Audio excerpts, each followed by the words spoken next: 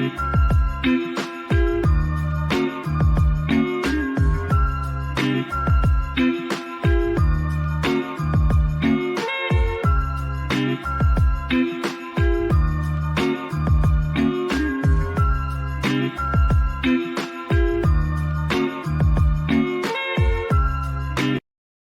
everyone, welcome back to my channel. Today I'm going to Kinokuniya to get a few things. I really want to try and do a reading journal for 2024, and I want to get some nice pins for it, and then I also wanted to check out some manga, so I thought this would be a good place to start. I heard this is like a bookstore, but instead of mostly just traditional books, it's mostly manga, so I wanted to check it out. I've never been here before. So right as you walk in, there's this giant cat bus from My Neighbor Totoro. It's so cute, and it looks big enough to like take photos and stuff in, but they have it roped off. And like most stores, they have a bunch of blind boxes. They have several tables of them. This one is mostly just like little cute things. This one has branded cute things, so like Gudetama and Hello Kitty. And this table was all anime blind boxes and blind bags and stuff. They had a lot of anime stuff here. And they had one table of all these like paper craft things where you can make these little dioramas and little rooms. They had one that like was one of those that's like a book that goes like in your bookcase, but I have way too many books on my bookshelf to have room for that. They have a bunch of plushies and more anime stuff, just like little keychains, pop sockets, and little like faux Lego kit things, and then more anime stuff. There's a giant mural in there. On their YouTube channel, they actually have the artist like painting it and stuff live. It's really cool. Now to the manga section, they have like some really cool limited edition covers for some, and I got this one. There's shelves and shelves of manga. Did not disappoint. They had some like old favorite series, like this one here. I've reread this one a million times. It is my go-to comfort series. I love it.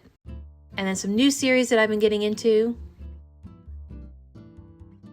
And then series that I really want to get started on. And if you have any manga recs based off what you see that I like here, please leave them in the comments. I'm always looking for more. And then on the walls, they have all the ones that are like not in English, but they had quite a few. And then they have a wall of all the anime figures. And then they have the Studio Ghibli section, which I really loved. There was a certain Studio Ghibli notebook I really wanted, and they didn't have it. They had this display table for The Boy and the Heron. Right now, the table they had for display is empty, but when I came back a few days later, it was completely full of little tiny little Totoros. It was so cute. And they had some like paper crafts. I like this one. This one was cute. And then they had these.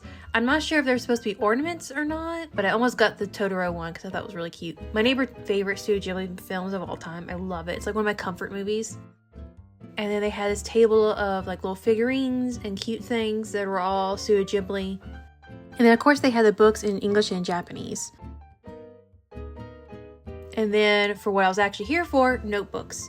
And honestly, they had a really overwhelming amount of a selection, really. There was just so many notebooks to choose from. I just could not decide. It was a little overwhelming. I did know some basics of what I wanted. I wanted to be a pretty color.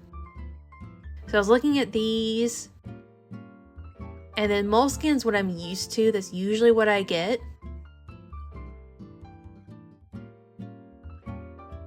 I love that maroon berry one there.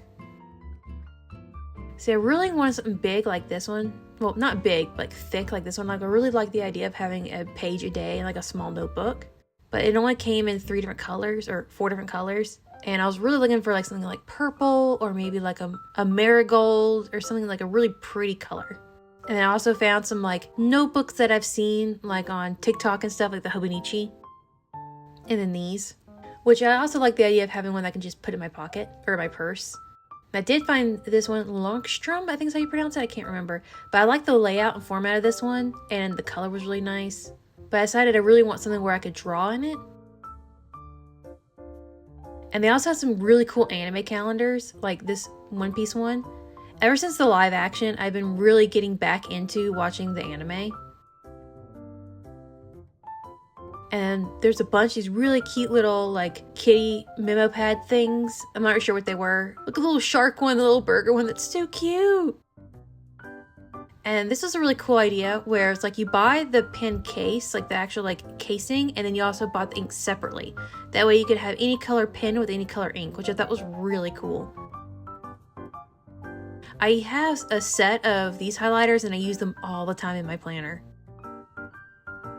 So I almost bought this pen because I thought it was really pretty and I liked how it actually matched like my desk setup. Like the pink pen matched one of my keyboards and then the green one matched my other one. So like I almost got this one until I saw how expensive they were. I'm not spending $15 on a pen, that's just silly. So I went over to the other side of the pen section where the cheaper ones were, and there was quite a selection.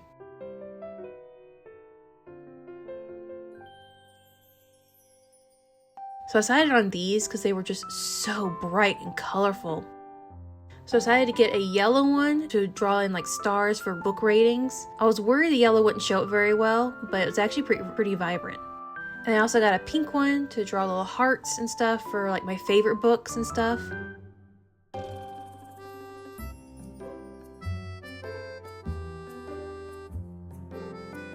I also picked up a purple one that I didn't get a video of. And of course I wanted to get a black pen for all the writing. First I tried out a 0.4 millimeter and I thought, oh, that might not be like thick enough because I really like that big, thick, dark line on white paper. I really like the contrast. So I ended up settling on one that was 0.7 millimeters. So it was a little thicker and I really like the contrast of the white paper with the black ink. And there's more pens. Now these you couldn't test out. They were all, of course, like in wrappings and stuff. And they had little extra things like these cute little paper clips. They also, of course, had a section for all sorts of little things like scissors and hole punches and things. I love pandas, so I had to get these little panda post-it notes and so much washi tape. I ended up picking up some to send to my little sister.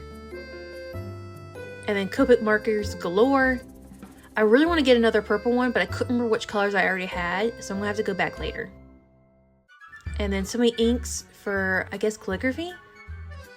I couldn't help admiring all the inks. There were just so many. And then onto the actual like standard books. They had a pretty okay selection, not a lot. It's understandable, it's not their main thing. I was really debating on getting this book. I really want it, but also like my TBR is already long enough as it is. I don't need to buy more books. I mean, it's not like manga where I can read it really quickly in a couple hours. So it's a little harder for me to justify just buying standard novels when I haven't already finished another one. But knowing me, I'll probably break down and buy this anyway. And they have a bunch of free bookmarks at the cash register. I got these Death Note ones. I also got a couple other ones. They're in my bag already. Fun fact, Death Note was one of the first manga series I ever bought. So that's the end of my video. I hope you enjoyed it. And if you did, please like and comment and hit that subscribe button. Bye!